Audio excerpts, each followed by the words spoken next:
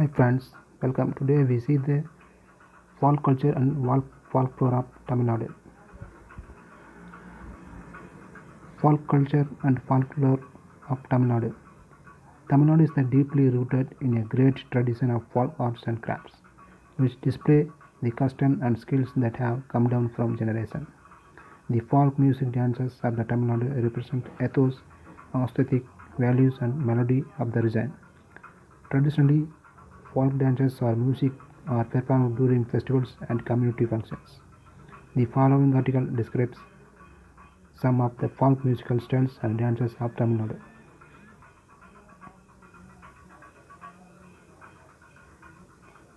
Number 1. Karagatam. Karagatam is a popular folk dance of Tamil Nadu which involves balancing a pot and head to musical accompaniment. The Karagam pots are decorated with a cone flower of arrangements topped by a paper parrot. The parrot swings as the dancer swings along, moving up and down a ladder, threading a needle while bending backwards form a part of this dance. Number 2. Kavadi. Kavadiyatam. Kavadiyatam is one of the predominant folk dances of Tamil Nadu. When the ancient Tamils went on the pilgrims, they used to carry offerings tied on their end of long stick, balanced on their shoulders. A kavadi is made of bamboo strips and a light pole. To lessen the boredom of the long travel, they sing and dance in praise of God. Kavadiyatam traces its origin to his practice. This leads to the composition of special songs for carrying the kavadi. Number 3 is Poikal Kudirayatam. Poikal Kudirayatam is a dance in which the dancer puts on the dummy figure of a horse on his hips. This folk dance needs a lot of training and skill.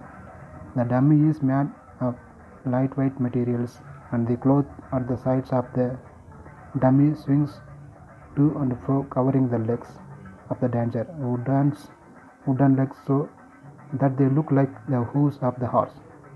While performing, the dancer brandishes either a sword or a whip.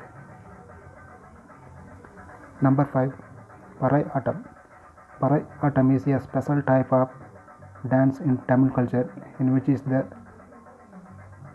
performers beat the parai and dance to its rhythm. This is one of the oldest traditional dances. In olden days, the parai was used for multiple reasons, ranging from warning people about the upcoming war, requesting civilians to leave the battlefield, announcing victory or defeat, stopping a breach of water body, gathering farmers for a farming activities, warning wild animals about human presence. During festivals, weddings, celebrations, worships of nature, and so on, Parai Attam plays a prominent part in all the celebrating in Tamil Nadu even today. Number 6. Bommalatam.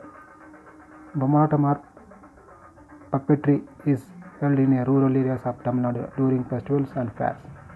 Skilled puppeteers manipulate the puppets with strings and wires. They stand behind a screen. The puppets are held in front. The puppetry depicts stories mainly from the Puranas, epics and folklore. Even during Indian freedom struggle, awareness programs for the common people were conducted through puppet shows to instill patriotism among the people. Number 7. Terukuthu. Terukuthu is usually conducted during a village festivals the months of Adi and Panguni. Terukuthu is performed on the streets and in open air. In this dance form, makeup and customs are considered very important. The performance involves storytelling, song, dance and dialogue.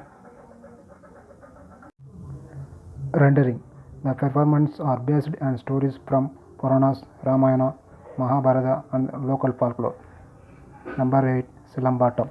Silambatam is a marital art form practiced from the days of the Tamil kings. It was metamorphosed in a non-violent form of folk dance, adding stepping style into the dance to the measure of time. This marital art form also teaches the performer the methods of self-defense. Silambatam was banned in Tamil Nadu during the British rule. Britishers viewed this marital art as a potential threat in the face of revolts. Thank you for watching.